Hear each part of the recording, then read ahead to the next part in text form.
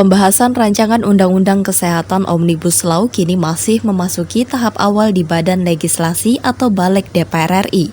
Anggota Badan Legislasi DPR RI, Ledia Hanifa Amalia menegaskan, partisipasi dari organisasi terkait nantinya dapat diperlukan dalam setiap pembahasan undang-undang, yang bermakna agar aturan yang diterbitkan dapat mengakomodasi kepentingan banyak orang.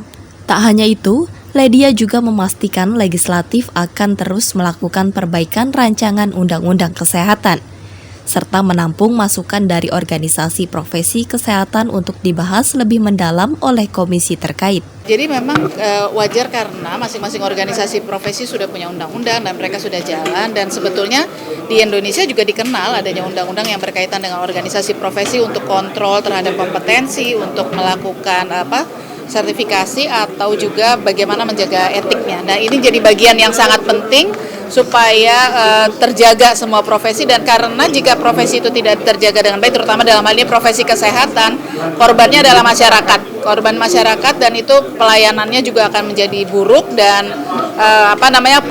peluang-peluang terjadinya malpraktek dan lain sebagainya bisa terjadi. Satu sisi ini menjadi bagian yang sangat penting. Jika kemudian ada orang yang menganggap bahwa organisasi profesi terlalu besar untuk mengatur segala sesuatu, mengatur hajat hidup orang banyak, mungkin yang penting adalah bagaimana kita memberikan kewenangan yang tentu tidak melampaui kewenangan negara terhadap organisasi profesi. Artinya masih tetap bisa mengontrolnya dengan baik, dan hal-hal yang berkaitan dengan administratif, dengan berkaitan dengan perizinan dan lain sebagainya, itu kaitannya dengan birokrasi.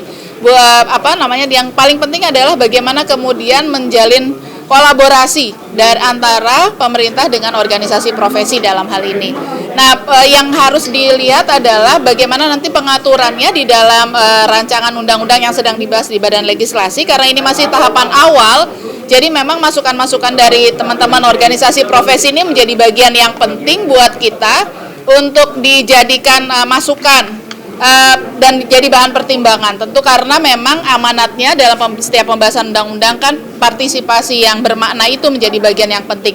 Tapi juga tidak cuma sekali sebetulnya. Kami juga tidak bosan untuk menerima masukan-masukan yang katakanlah sifatnya reversible, ya, dapat balik. Artinya kalau misalnya diatur seperti ini, implikasinya apa? Karena yang paling tahu di lapangannya adalah teman-teman organisasi profesi. Jadi kira-kira kami masih tetap akan melakukan perbaikan-perbaikan atas usulan-usulan dari teman-teman organisasi profesi, juga termasuk tadi masukan dari MKI yang membuat harus lebih dalam lagi, dan saya yakin masih banyak stakeholder kesehatan yang juga ingin memberikan masukan-masukan terkait dengan rancangan undang-undang yang sedang dibahas di Badan Legislasi ini.